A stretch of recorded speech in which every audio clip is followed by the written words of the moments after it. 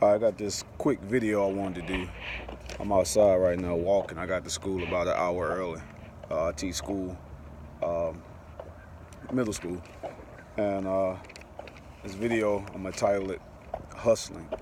And what I mean by that is using credit cards, using social media, using just common courtesy in the rental field.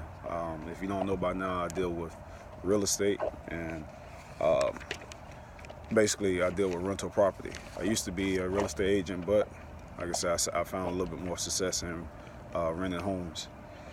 So the first thing I wanted to talk about was basically, I guess you could say, social media. I have a few social media sites. What they teach you when I was with this bigger firm was use social media. Everyone's on it. So I started taking a little step farther. I started reading books, started seeing other people's social media pages. And what I found out was just basically treating people like they're human. With my rental properties, what I do, and I show them, and I kind of show them ahead of time. Like what I mean by that is before I get them all fixed up, get them all cleaned up. If I have one prior that's already cleaned up, I show the home, and I ask the people, like, something small. What would they like added to the house, or what would they maybe a paint color of a room? So just make it feel like they had some type of input in the home.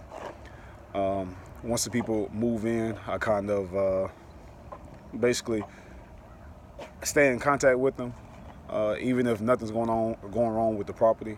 Maybe like in 2 months, if I haven't heard from them, I'll contact them and just see how everything is going.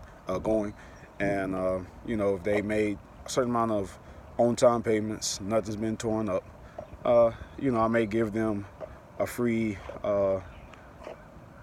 yard maintenance, mowing, just to ease things, make them know that I do care, I do notice. I think a lot of people don't do that. But just to get back to social media, I use Facebook. I have a couple of Facebook pages. I think one is after my name, William Goodlet, or it could be Peachtree Property Management. I have to go back and look at it at the title, but it's on Facebook. I have another one on Facebook is William Goodlet Grading and Hauling. That's one my dad and we run together.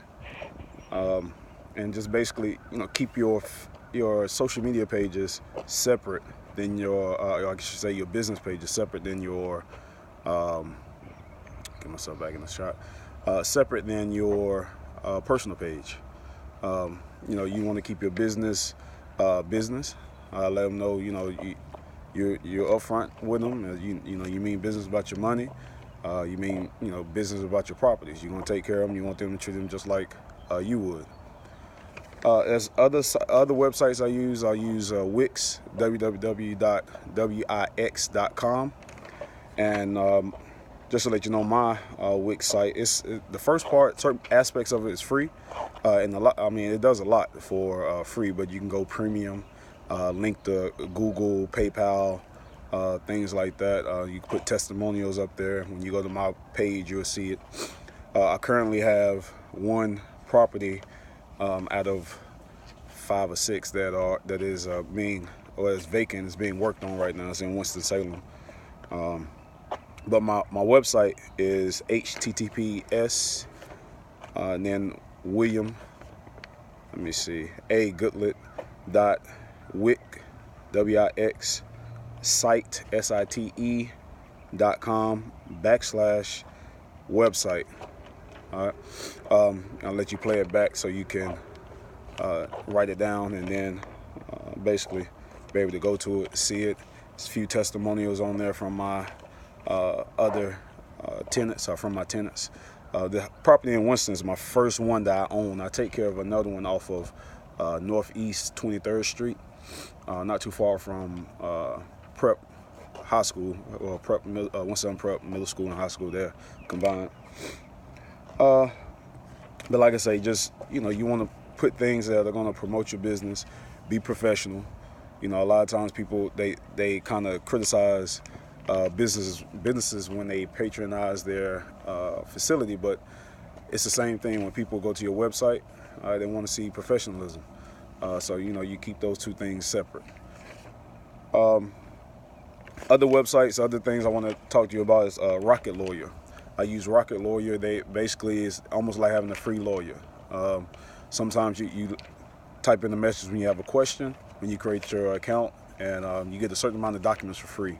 So all my lease to own, all my rental property applications and other forms, they're all off of Rocket Lawyer or from Rocket Lawyer. When you want to talk to a lawyer about a certain amount of questions, it may take 2 or 3 days for them to contact you back. But like I said, they contact you back and let you know about your state laws, let you know about whether you're in the right or the tenant's in the right, whatever it may be.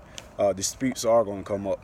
You're going to hear a lot of negativity, but like I said, I think the rental market is worth it, even with a single family home. Let me see. Also, the North Carolina Department of Revenue. I completed my own application online. I know a lot of websites out there say they'll help you, but they do charge $200, $500, $600, $700. All you have to do is have the time, the patience, and the ability to read. You can do it yourself. It still costs you $200, but what it is that they charge other websites, they'll charge you, other companies, they charge you $200, not including the fee for the Department of Revenue. And that's where you start getting into being able to get an EIN number, and that's basically like a social security number for your business. Getting and then you want to legalize, make yourself known in that county, the city that you work in, whatever name you want to be called, DBA, known as in that town or city. And the EIN just makes it like say it's a federal ID number, and it helps you with credit cards. It helps you with business lines of credit. I do, if you need to, you can get a business card. So a few of mine are around $10,000 or more in the limit. And using the card when you need to. Sometimes they have a better, they have better interest rates. They have for businesses, like they give you 30 days before they charge you interest. So if you buy something for $800, you're just paying that. If you're able to flip something or get that money back, you get to pay off that $800 in interest. So it's almost like a cash payment. Also, you can do cash advances. Excuse me, let me get in better light. Cash advances, basically, some of them have $155 first time fee. Some of them have $115. I use cash advances for smaller, not really smaller things. I guess for $1,000, $2,000 payment, something like that. If you got a lot of money going here and there and you need to use it. Sometimes it's a crunch. I have been in a situation where I've been working on a property and then something major goes wrong with another property.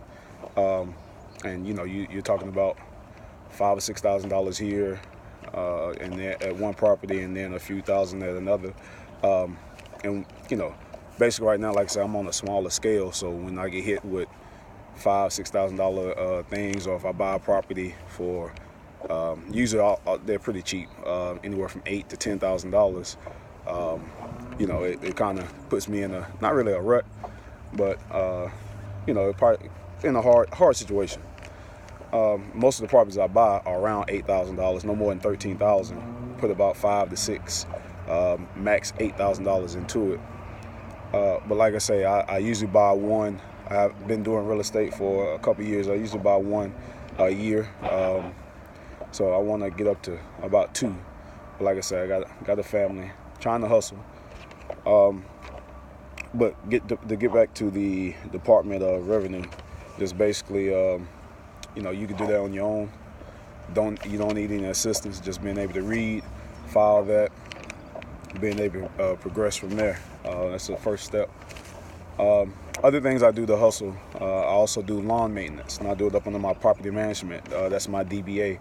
WAG Realty LLC is my federal name, but I do business as Peachtree Property Management, And so, you know, so basically a lot of things go up under that. I also do Uber driving, Uber Eats. So I put that up under my business also. So, you know, when push comes to shove, taxes come, you know, it looks a little better. When you buy property, I know a lot of people don't want to spend a lot of money at one time, but it helps you out with taxes. You're helped out with taxes at the end. You know, buying things, tax write-offs. So, like I say, it just you know, just read up on what you need to do. Realize, yeah, I mean, $5, $6, $7, $8,000 is a lot of money, or the sum to myself it is, but you know, it's all worth it. And about with the properties I have, in about about two years, maybe a year, I could have, well, yeah, a year, I have anywhere built up from $12,000. So then, you know, you go on, if you want to get a loan, you can. The reason I've never gotten a loan before on any of my properties, because I've just, you go out and look at the market, look at what the banks are offering, and then you just weigh it. Every year, you know, a new promotion comes out, or certain banks do or don't mess with rental properties during certain times of the year, or they only mess with a certain amount. So you just see what they're offering. And sometimes cash is, you know, truly king. And then sometimes it's better to use credit and then save your own cash. And if you use credit, buy a house, use your cash maybe to fix it up, or use credit to buy a house, and then your cash to buy another one. So, I mean, you know, you just got to maximize, you know, your money. But like I say, just using social media, going to websites. There are free websites out here that can really catapult your business, catapult yourself, and, you know, just treating people politely. Letting them know they do matter, you know, taking care of your properties, because it is an investment. And like I said, that's basically, that's my hustle.